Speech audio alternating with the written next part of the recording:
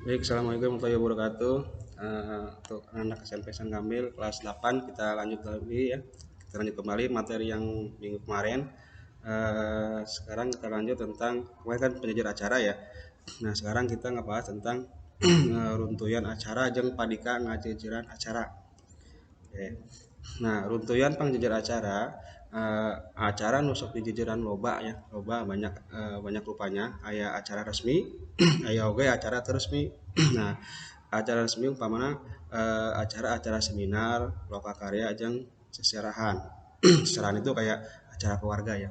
Nah terus acara resmi seperti acara lawungan keluarga jeung hiburan. Nah kalau acara tidak resmi itu seperti acara kumpulan keluarga atau hiburan ya. Itu acara tidak resmi. Nah jadi acara itu yang dipakai MC itu banyak ya, banyak ada acara resmi dan acara tidak resmi. Ya. Nah, acara resmi biasanya runtuyana teh nyoko karena opat hal. Nah, jadi acara resmi ini biasanya susunannya itu ada empat.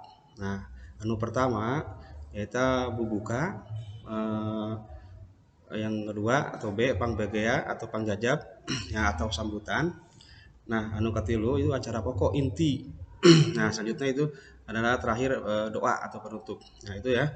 Itu runtuyan atau susunan acara biasanya acara resmi. Oke. Nah, selain dari runtuyan atau acara susunan, sini ada padika anu ngajejeran acara. Nah, padika teh artina aturan atau tata cara ngalakukan hiji kegiatan ya.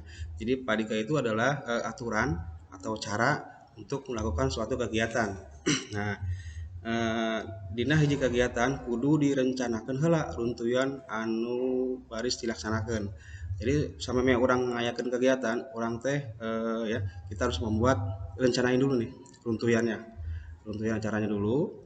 Nah, jadi orang tentu bae dina ngatur acara teh aya aturan-aturan atau padikana. Nah, jadi setiap acara itu pasti ada acara ya ada aturan atau tata caranya.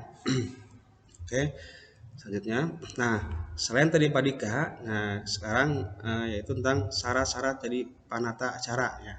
Tadi padika atau aturannya. Nah sekarang syarat-syarat kita menjadi penata acara. Nah anu pertama itu waruga. Waruga itu fisiknya anu prima. Jadi namun orang memimpin acara eh, atau menjadi MC, kita tuh harus tubuh itu harus prima. Nah, jadi kalau sakit itu janganlah ya. Nah, anu kedua nyata percaya diri jeung tanggung jawab. Nah, itu pasti ya. Yang ketiga, paham karena etika jeung tata krama. Nah, jadi kita harus paham etika dan tata krama. Anu keempat, boga pengaruh jeung wawasan anu kaetung lega. Nah, ini yang penting nih. Yang keempat nyata punya wawasan. Ya, punya wawasan yang luas dan hitung luas lah lebar.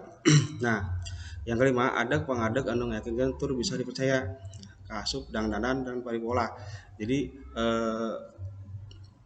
dandanan kita ya pakaian kita tuh harus sopan ya, sesuaikan dengan kalau acara resmi kita pakai jas dasi ya. Jadi kalau acara hiburan ya bebas lah. Oke. Selanjutnya pikeun bisa nyusun acara atau jadi panggil acara samemena orang kudu nyiapkeun.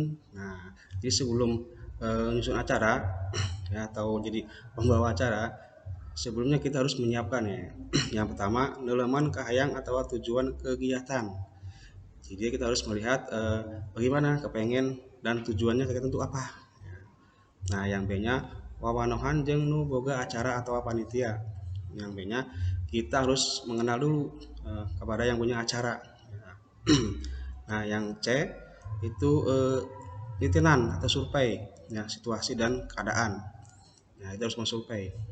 Nah yang D rukun gawe jeung panitia lian. Nah, kita yang D ini kita harus bekerjasama dengan panitia yang lainnya. Jadi kita bisa sendiri. Nah harus bekerjasama ya. Partner. Nah yang E ini perakna nyusun acara. Nah, barulah kita membuat susunan acara. Oke. Nah ini yang terakhir yaitu tentang tata krama ngajejeran acara. Nah jadi kalau kita memimpin acara itu asal tata kramanya. Yang pertama bahasa anu dipakai kudu direka jeung sing merendah ya. Jadi bahasa ini bahasa yang dipakai itu harus sopan, harus enak. EYD lah. Nah, selanjutnya yang kedua make pakaian nu sopan atau pakaian anu luyu jeung sifat acara. Nah, yang kedua nih tata keramanya, kita pakai pakaian yang sopan. Kalau acara resmi ya tadi kita pakai jas atau dasi ya, yang sopan dengan sifatnya acara. Oke, yang ketiga, lamun mawa naskah acara, ulah loba ting maca naskah. Nah, jadi kalau bawa naskah jangan terlalu tunduk ya. Jadi harus jangan terlalu banyak baca naskah. Oke, yang keempat, suara kudu ngoncrang atau bedas. Nah, yang keempat ini suara ya intinya. Jadi suaranya itu harus jelas. Nah, oke, yang kelima, ngaruntuykeun acara nu geus ditentukeun. Nah, yang kelima itu kita harus menyusun acara yang sudah ditentukan. Jadi kita tidak boleh lewat dari acara yang sudah ditentukan. Ya, harus mengaruntuykeun acara dari awal sampai akhir. Oke, cukup sekian ya. Materi kita hari ini tentang untuyan acara jeung padika ngajajaran acara. Oke, cukup sekian. Assalamualaikum warahmatullahi wabarakatuh.